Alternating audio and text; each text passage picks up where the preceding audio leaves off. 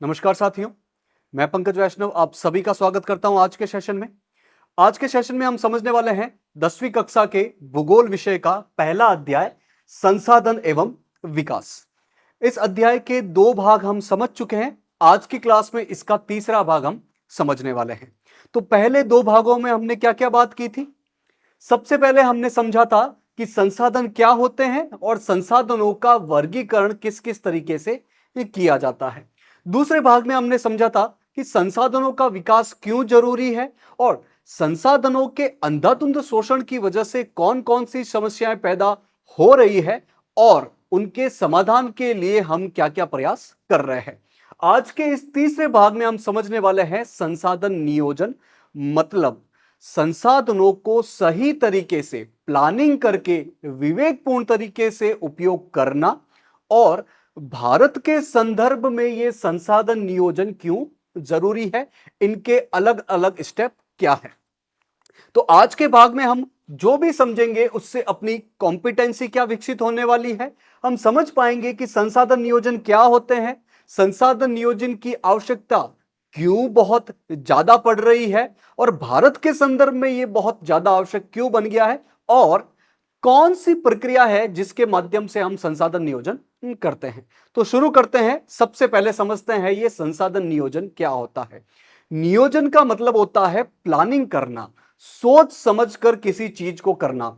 जैसे कि बहुत सारे विद्यार्थी टाइम टेबल बनाते हैं कि हम इतने बजे उठेंगे, फिर हम शौच आदि से निवृत्त होकर कसरत करेंगे, कुछ खेलेंगे कूदेंगे, फिर नहा धोकर नाश्ता कर कर स्कूल जाएंगे, वहां अच्छे से मन लगाकर पढ़ाई करेंगे, फिर घर आएंगे, भोजन करके रेस्ट करके फिर हम थोड़ा सा पढ़ाई करेंगे, होमवर्क करेंगे, खेलने जाएंगे, इतनी बजे सोएंगे। ये क्या है? ये एक नियोजन है, एक प्लानिंग है। तो किसी काम को सही तरीके से करना, सोच समझकर करना क्या कहलाता है? नियोजन कहलाता है। तो फिर संसाधन नियोजन का मतलब क्या हो गया कि संसाधनों को हम सोच समझकर प्लानिंग के साथ उपयोग करें ताकि पर्यावरण को नुकसान ना हो और आने वाली पीढ़ी की जरूरतों का भी हम ध्यान रख सके।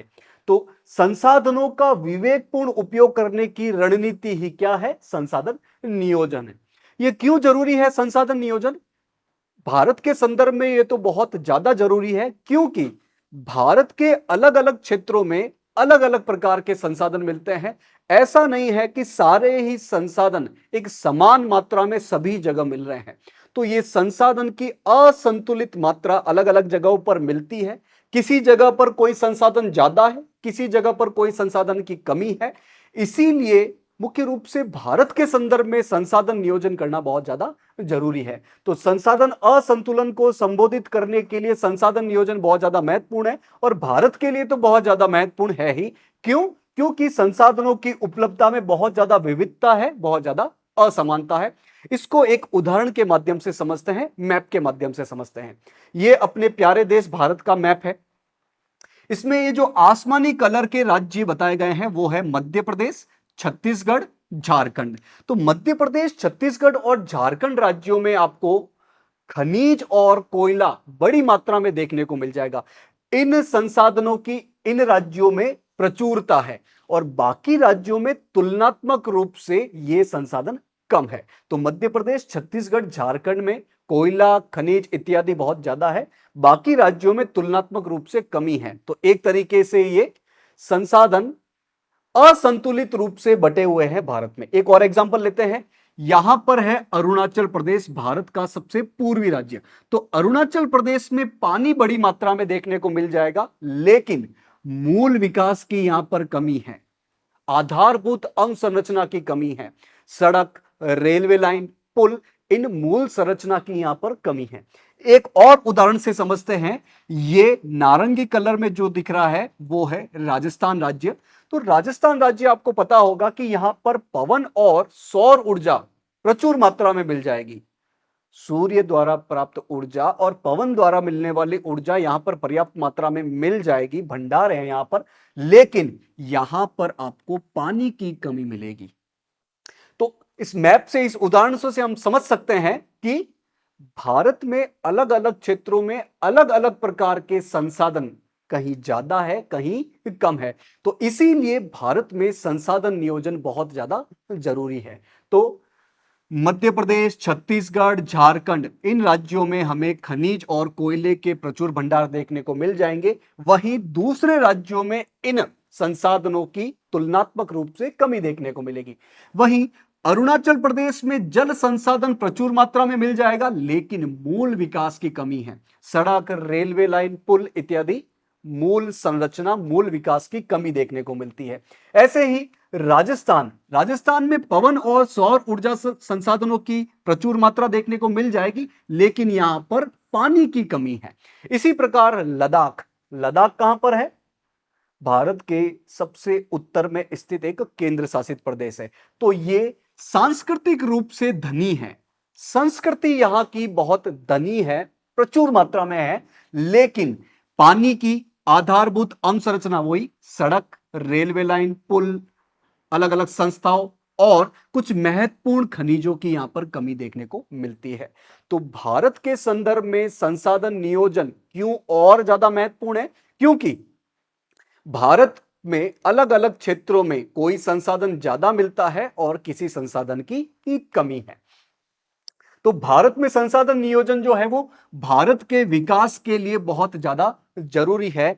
भारत आर्थिक रूप से विकास कर सके, हम विकास की गति बहुत तेजी से कर सके, इसके लिए संसाधन नियोजन बहुत ज्यादा जरूरी है। लेकिन संसाधन नियोजन कोई आसान प्रक्रिया नहीं है, बहुत मुश्किल प्रक्रिया है, बहुत जटिल प्रक्रिया है। इसमें अलग अलग स्टेप आते हैं, इसमें अलग अलग सोपान या अलग अलग चरण शामिल है। एक एक करके सारे स्टेप को हम समझते हैं। पहला स्टेप है संसाधनों की पहचान करके उनकी तालिका बनाना, उनकी टेबल बनाना। तो भारत के अलग अलग राज्यों, अलग अलग क्षेत्रों में जाकर वहां कौन से संसाधन है, उनकी मात्रा कितनी है, उनकी गुणवत्ता, उनकी क्वालिटी कितनी है, ये सभी देखकर एक तालिका बनाना, टेबल बनाना। तो इसके लिए सबसे पहले सर्वे करना पड़ेगा, मानचित्र बनाना पड़ेगा, अनुमान लगाना पड़ेगा और मापन करना पड़ेगा। एक तरीके से ये तकनीकी प्रोसेस है। दूसरा चरण है संसाधन नियोजन के लिए ढांचा तैयार करना, कि अब ये संसाधन जम्मू कश्मीर में ये संसाधन है, केरल में ये संसाधन है, इतनी मात्रा है, उसकी गुणवत्ता इतनी है, मणिपुर में ये संसाधन है, उसकी मात्रा इतनी है, उसकी गुणवत्ता इतनी है। अलग अलग राज्य, अलग अलग क्षेत्रों में जाकर हमने एक तालिका बना दी है। अब हमें नियोजन का ढांचा तैयार करना है। उसके लिए जरूरत पड़ेगी प्रौद्योगिकी की, टेक्नोलॉजी की, मशीन की, कि कैसे हम वो संसाधन लेंगे और कितना लेंगे। इसके लिए प्रौद्योगिकी की जरूरत पड़ेगी, कौशल की जरूरत पड़ेगी, लोगों की जरूरत पड़ेगी, और ऐसे लोग जो उस काम में कुशल हो। और हमें कुछ संस्थागत ढांचे बनाने पड़ेंगे, हमें कुछ संस्थाओं का निर्माण करना पड़ेगा, ताकि हम संसाधन नियोजन का ढांचा तैयार करेंगे कि कैसे हम संसाधन नियोजन करेंगे। और तीसरा और सबसे महत्वपूर्ण चरण है, ये जो हम संसाधन विकास की योजना बना रहे हैं और अपनी जो राष्ट्रीय विकास योजना है, उन दोनों में समन्वय होना चाहिए। हमने संसाधनों के विकास करने के लिए 2 चरणों में तो प्लानिंग कर ली है, लेकिन हमें यह भी देखना पड़ेगा कि हमने राष्ट्रीय स्तर पर किस प्रकार की विकास की योजना, किस प्रकार के विकास की प्लानिंग कर रखी है। जैसे कि राष्ट्रीय स्तर पर विकास की योजना है कि हम गरीबी को दूर करेंगे, हम बेरोजगारी को दूर करेंगे, हम खाद्यान्न में इस तरीके से पोषण लाएंगे, हम लोगों का कौशल विकास करेंगे, हम लोगों को स्वस्थ रखेंगे। तो इस राष्ट्रीय विकास योजना और हमने जो संसाधनों के लिए विकास योजना बनाई है, उन दोनों में समन्वय स्थापित होना चाहिए, तभी हम एक निर्धारित लक्ष्य को प्राप्त कर सकेंगे। तो संसाधन नियोजन के अलग अलग चरण बहुत ही कॉम्प्लिकेटेड है और इनको हमने समझ लिया है। अब देखते हैं भारत में नियोजन के लिए, संसाधन नियोजन के लिए कब से प्रयास किए जा रहे हैं, किस तरीके से प्रयास किए जा रहे हैं। तो भारत ने स्वतंत्रता के बाद से ही, स्वतंत्रता हमने कब प्राप्त की? 1947 में।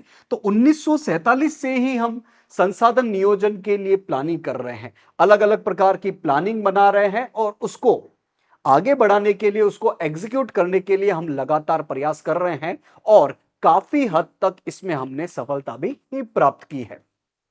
एक बात समझने की है कि यदि आपको किसी क्षेत्र, किसी प्रदेश, किसी देश का विकास करना है, तो संसाधन तो जरूरी है ही है कि उस क्षेत्र में संसाधन मिलने चाहिए, चीजें मिलनी चाहिए, लेकिन सिर्फ संसाधन होने से ही हम विकास को नहीं प्राप्त कर पाएंगे।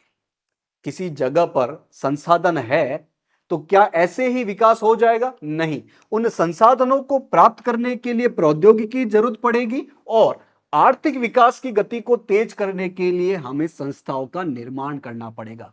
तो यदि किसी क्षेत्र, किसी प्रदेश, किसी देश का विकास करना है तो सिर्फ संसाधन से ही काम नहीं चलेगा, उसको निकालने के लिए प्रौद्योगिकी और उस प्रोसेस को तेज गति से करने के लिए हमें संस्थाओं का निर्माण भी करना पड़ेगा। एक एग्जाम्पल के माध्यम से समझते हैं, जैसे कि उड़ीसा और झारखंड है। उड़ीसा और झारखंड कहां पर है? एक बार मैप में आप देख लीजिए।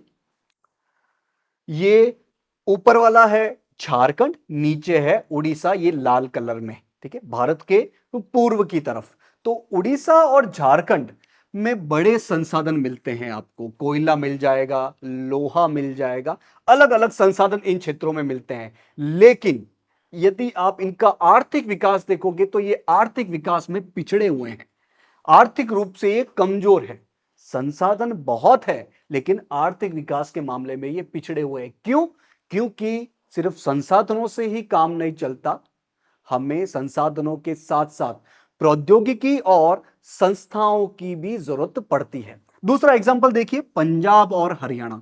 पंजाब और हरियाणा को एक बार आप मैप पर देखिए, ये उत्तर की तरफ है, ऊपर है पंजाब और पंजाब से जस्ट नीचे की तरफ है हरियाणा। ये लाल कलर में दो स्टेट उत्तर की तरफ है।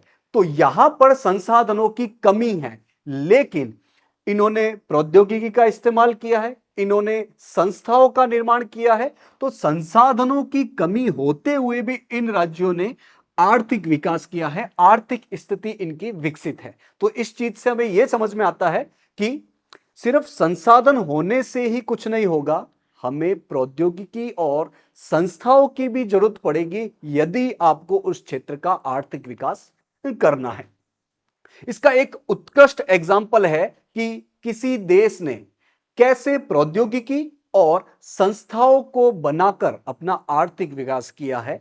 हम उपनिवेशवाद की बात कर रहे हैं। उपनिवेशवाद का मतलब क्या है कि कोई देश दूसरे देश को अपना गुलाम बना रहा है, उस पर अपना अधिकार जमा रहा है। जैसे कि ब्रिटेन ने लगभग 200 साल तक भारत को अपना गुलाम बना के रखा और भारत के सारे संसाधनों की मदद से अपना आर्थिक विकास किया इस देश ने। तो उपनिवेशवाद का मतलब क्या है? किसी देश द्वारा दूसरे देश को अपना गुलाम बनाना। तो हम ब्रिटेन की बात कर लेते हैं। तो ब्रिटेन ने विश्व के अलग अलग देशों को अपना गुलाम बनाया और उसमें भारत भी शामिल है।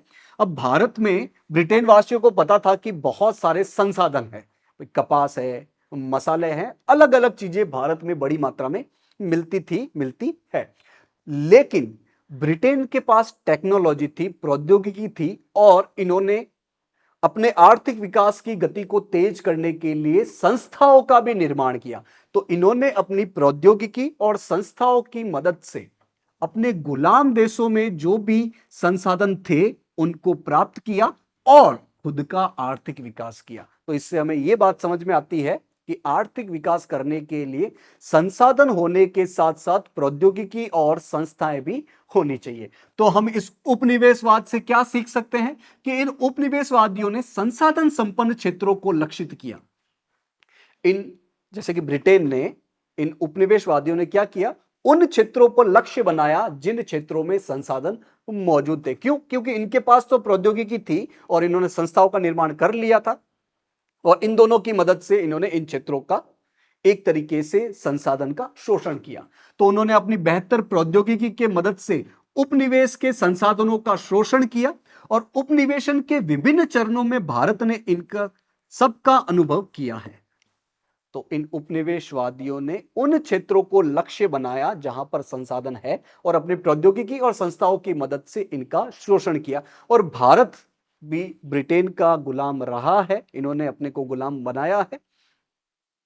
हमने त्याग करके इनसे आजादी प्राप्त की है। तो इन उपनिवेश के अलग अलग काल में भारत ने भी इस चीज को अनुभव किया है कि ये प्रौद्योगिकी और संस्थाओं के सारे अपने संसाधन सारे लेकर आर्थिक विकास कर लेते हैं। तो भारत में विकास और संसाधन विकास में क्या क्या शामिल है? संसाधनों की उपलब्धता होनी चाहिए, साथ ही प्रौद्योगिकी होनी चाहिए और मानव संसाधन की गुणवत्ता होनी चाहिए। ये मानव संसाधन क्या होते हैं? मानव संसाधन मतलब हम मानव, लेकिन हम अच्छे शिक्षित हो, अपना स्वास्थ्य अच्छा हो, हमारी कौशल बहुत अच्छी हो तो हम एक इंपॉर्टेंट संसाधन बन सकते हैं। तो भारत में संसाधनों की उपलब्धता हो, प्रौद्योगिकी हो, मानव संसाधन बहुत अच्छे क्वालिटी का हो और चूंकि अपने पास ऐतिहासिक अनुभव भी है उपनिवेशवाद का, तो हम अच्छे तरीके से विकास कर सकते हैं, संसाधन विकास भी अच्छे से कर सकते हैं। तो ये तो थी बात संसाधन विकास और संसाधन नियोजन की, लेकिन इसी के साथ एक प्रॉब्लम जुड़ी हुई है, वो है संसाधनों का अंधाधुंध शोषण। इसीलिए हमें बात करनी है संसाधनों के संरक्षण की, संसाधनों को बचाव की। तो संसाधनों का संरक्षण क्यों जरूरी है? भाई, संसाधन किसी भी तरह के विकास में महत्वपूर्ण भूमिका निभाते हैं। आप किसी भी क्षेत्र, किसी भी राज्य, किसी भी देश का यदि विकास करना चाहते हो तो संसाधन चाहिए, संसाधनों का विकास भी होना चाहिए। लेकिन संसाधनों का विकास करने के चक्कर में या आर्थिक विकास के चक्कर में यदि आप संसाधनों का विवेकहीन उपभोग करते हो, बहुत ज्यादा शोषण करते हो, तो बहुत सारी सामाजिक, आर्थिक और पर्यावरणीय समस्याएं भी हमें देखने को मिलती है। हमने पिछले भाग में यह अध्ययन किया था कि कैसे भूमंडलीय तापन बढ़ता है, ओजोन परत का अपक्षय होता है, पर्यावरण प्रदूषण होता है, भूमि निम्नीकरण होता है। इसके अलावा समाज अमीर और गरीब में बढ़ता है और ये संसाधन आने वाली पीढ़ियों के लिए बचते नहीं हैं। तो यदि आप संसाधनों का विवेकहीन उपभोग करोगे, अति उपयोग करोगे, अति शोषण करोगे, तो उसकी वजह से बहुत सारे सामाजिक, आर्थिक और पर्यावरणीय समस्याएं भी पैदा हो सकती है, हो भी रही है। इसीलिए इन समस्याओं से बचाव करने के लिए हमें संसाधनों का संरक्षण करना चाहिए। अब संसाधनों का संरक्षण आज की कोई नई बात नहीं है। हमारे नेताओं ने, हमारे विचारकों ने शुरू से ही इसके बारे में बात की है। जैसे कि राष्ट्रपिता महात्मा गांधी जी क्या कहते थे कि हमारे पास हर व्यक्ति की आवश्यकता पूर्ति के लिए बहुत कुछ है, लेकिन किसी के लालच की संतुष्टि के लिए कुछ भी नहीं है। गांधी जी ने संसाधन संरक्षण की दिशा में एक कथन कहा कि अपनी धरती पर इतने संसाधन है कि हर किसी व्यक्ति की बेसिक आवश्यकता की पूर्ति हो सकती है, लेकिन यदि कोई एक व्यक्ति भी लालच करता है तो उसके लिए संसाधन नहीं है। कहने का मतलब कि लालचवश अगर संसाधनों का दोहन करते हो तो संसाधन निकट भविष्य में खत्म हो जाएंगे। अपनी आवश्यकता के हिसाब से ही हमें संसाधनों का उपयोग करना चाहिए। उनके अनुसार विश्व स्तर पर संसाधन के ह्रास के लिए लालची और स्वार्थी व्यक्ति और आधुनिक प्रौद्योगिकी की शोषणात्मक प्रवृत्ति जिम्मेदार है। गांधी जी कहा करते थे उनके अनुसार कि ये जो संसाधन खत्म होते जा रहे हैं, संसाधनों का ह्रास होता जा रहा है, उनके लिए कौन कौन जिम्मेदार है? एक तो लालची व्यक्ति और स्वार्थी व्यक्ति, जो अपने लालच के लिए, अपने स्वार्थ के लिए संसाधनों का अपनी आवश्यकता से बहुत ज्यादा शोषण करते हैं। और साथ ही जो आधुनिक प्रौद्योगिकी आई है, वर्तमान में जो आधुनिक टेक्नोलॉजी आई है, वो शोषणात्मक तरीके से उत्पादन का काम कर रही है। भाई, आप जानते होंगे कि एक एक मशीन 1 घंटे में कई सैकड़ों चीजों का उत्पादन कर लेती है। तो इतनी तेज गति से उत्पादन हो रहा है, सामने मांग भी उसी गति से आगे बढ़ रही है, तो हम कहीं ना कहीं संसाधनों को खोते जा रहे हैं। ये बात महात्मा गांधी जी ने पहले ही कह दी थी। ऐसे ही कुछ और बातें भी है जो कि संसाधनों के संरक्षण की दिशा में पहले से की जा रही। जैसे कि 1968 में क्लब ऑफ रोम ने पूरे विश्व स्तर पर व्यवस्थित तरीके से संसाधन संरक्षण की वकालत की थी। इस क्लब ऑफ रोम ने 1968 से ही विश्व स्तर पर संसाधनों के संरक्षण के लिए कहना शुरू कर दिया था कि हमें संसाधन संरक्षण करना है, क्योंकि संसाधनों का बहुत ज्यादा दोहन होता जा रहा है। ऐसी एक चीज 1974 में एक किताब के माध्यम से की गई, जिस किताब का नाम था स्मॉल इज ब्यूटीफुल, मतलब छोटा ही सुंदर है, यानी कि कम चीजें ही सुंदर है, संसाधनों का विवेकपूर्ण उपयोग ही सुंदर है। इसके लेखक है सुमेशर। तो सुमेशर जी ने अपनी इस किताब में कहीं ना कहीं गांधी जी का जो संरक्षण का दर्शन था, कौन सा दर्शन, कि अपनी धरती पर इतने संसाधन मौजूद है कि हर व्यक्ति की आवश्यकता की पूर्ति हो जाएगी, लेकिन किसी एक व्यक्ति के लालच के लिए अपने पास संसाधन नहीं है, उस दर्शन की इसमें वापस बात की गई, इसकी पुनरावृत्ति की गई। तो स्मॉल इज ब्यूटीफुल कब आई? 1974 में। इसके लेखक कौन है? सुमेशर जी। और इसमें गांधी जी के दर्शन को एक बार फिर से दोहराया गया। फिर आती है एक इंपॉर्टेंट रिपोर्ट 1987 में, जिस रिपोर्ट का नाम था ब्रंटलैंड आयोग रिपोर्ट। 1983 1983, यानी कि इसके 4 साल पहले एक आयोग बनता है ब्रंटलैंड जी के अध्यक्ष में। इस आयोग का मेन काम क्या था कि पर्यावरण संरक्षण की दिशा में हम कैसे आगे बढ़ सकते हैं। तो इन्होंने 4 साल बाद 1987 में एक रिपोर्ट प्रस्तुत की, जिसको बोला जाता है ब्रंटलैंड आयोग रिपोर्ट।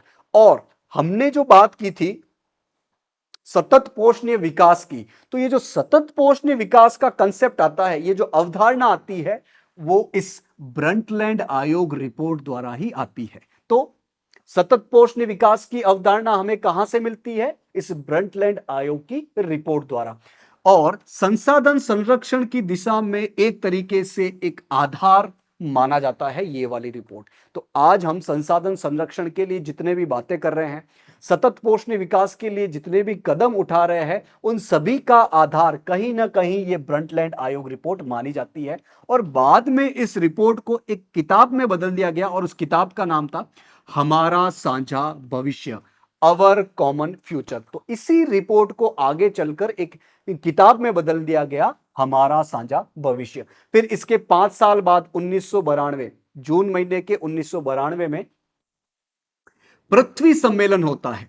हमने बात की थी पृथ्वी सम्मेलन, जो कि ब्राजील के रियो डी जेनेरियो में होता है, और ये पहला अंतरराष्ट्रीय स्तर का पृथ्वी सम्मेलन था। इसमें पर्यावरण संरक्षण की बातें होती है, सामाजिक आर्थिक समस्याओं से कैसे हम निजात पा पाएंगे, उन समस्याओं को कैसे सुलझा पाएंगे, उन सब की बात इस पृथ्वी सम्मेलन में होती है। और यह पृथ्वी सम्मेलन वैश्विक संसाधन संरक्षण प्रयासों में एक प्रमुख मील का पत्थर माना जाता है। संसाधन संरक्षण की दिशा में ये एक इंपॉर्टेंट कदम, एक मील का पत्थर माना जाता है। तो आज के भाग में हमने मुख्य रूप से संसाधन नियोजन को समझा, संसाधन नियोजन के अलग अलग चरणों को समझा, और संसाधन संरक्षण के लिए इंपॉर्टेंट विचारक, अलग अलग नेताओं ने अलग अलग किताबों में क्या क्या लिखा गया है पहले से ही वो देखा है। तो आज के भाग की लर्निंग आउटकम क्या है? संसाधन संरक्षण के लिए अतीत में, यानी कि भूतकाल में, नेताओं और अलग अलग विचारकों ने क्या क्या चिंता जाहिर की, अपने कौन कौन से दर्शन विश्व के सामने रखे। अब इस जो भी चीज आज के भाग में हमने पढ़ी है, इसको हम प्रश्न के माध्यम से रिवाइज कर लेते हैं, टेस्ट कर लेते हैं। पहला प्रश्न है, ब्रंटलैंड आयोग रिपोर्ट जो कि 1987 में आती है, इसके द्वारा कौन सा महत्वपूर्ण योगदान दिया गया? बोला जा रहा है कि 1987 में ब्रंटलैंड आयोग रिपोर्ट आई थी, इसमें क्या महत्वपूर्ण योगदान दिया गया? अपने पास 4 ऑप्शन है। अ है, इसने बड़े पैमाने पर उत्पादन की अवधारणा को पेश किया। ब है, इसने सतत विकास की अवधारणा को पेश किया। स है, इसने औद्योगिकरण और शहरीकरण को बढ़ावा दिया। और द है, इसने तकनीकी प्रगति की वकालत की। ब्रंटलैंड आयोग रिपोर्ट 1987 में क्या इंपॉर्टेंट चीज हमको दी है? इसने सतत पोषणीय विकास या फिर सतत विकास की अवधारणा को पूरी दुनिया के सामने रखा। सतत पोषणीय विकास की अवधारणा इस आयोग की रिपोर्ट से ही आती है। ऑप्शन नंबर ब अपना सही जवाब हो जाएगा। आगे बढ़ते हैं प्रश्न नंबर 2 की तरफ। निम्न में से कौन सी पुस्तक संसाधनों के संरक्षण पर गांधीवादी दर्शन शामिल करती है?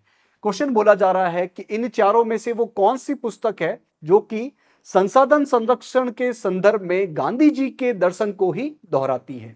अ है हमारा साझा भविष्य, ब है स्मॉल इज ब्यूटीफुल, स है साइलेंट स्प्रिंग, और द है उपरोक्त में से कोई नहीं। तो वो कौन सी किताब थी? सुमेशर जी द्वारा लिखी गई स्मॉल इज ब्यूटीफुल। इसी किताब में संसाधन संरक्षण के लिए गांधी जी के दर्शन को दोहराया गया। ऑप्शन नंबर ब अपना सही जवाब हो जाएगा। आगे बढ़ते हैं नेक्स्ट प्रश्न, क्वेश्चन नंबर 3 की तरफ। भारत का कौन सा राज्य सौर और पवन ऊर्जा से बहुत समृद्ध है, लेकिन जल संसाधनों की यहां पर कमी देखने को मिलती है? क्वेश्चन पूछ रहा है कि इन चारों राज्यों में से वो कौन सा राज्य है जो कि सौर ऊर्जा और पवन ऊर्जा में समृद्ध है। यहां पर सौर ऊर्जा और पवन ऊर्जा प्रचुर मात्रा में मिलती है, लेकिन यहां पर पानी की कमी है। क्या वो झारखंड है, या अरुणाचल प्रदेश है, या राजस्थान है, या लद्दाख है? तो हमने देखा था कि राजस्थान भारत के पश्चिमी क्षेत्र में स्थित एक राज्य, यहां पर सौर ऊर्जा और पवन ऊर्जा तो प्रचुर मात्रा में मिलते हैं, लेकिन यहां पर पानी की कमी है। ऑप्शन नंबर स अपना सही जवाब हो जाएगा। तो आज की क्लास में हमने मुख्य रूप से संसाधन नियोजन, उसकी प्रक्रिया, संसाधन संरक्षण और संसाधन संरक्षण के लिए प्रमुख नेताओं, प्रमुख विचारकों और प्रमुख पुस्तकों में क्या क्या विचार बताए गए हैं वो समझा। तो आपको रिवीजन करना है, समझते रहना है, पढ़ाई करते रहना है। आशा है आज की क्लास आपको समझ में आई होगी। आज के इस सेशन से जुड़ने के लिए आप सभी का बहुत बहुत धन्यवाद।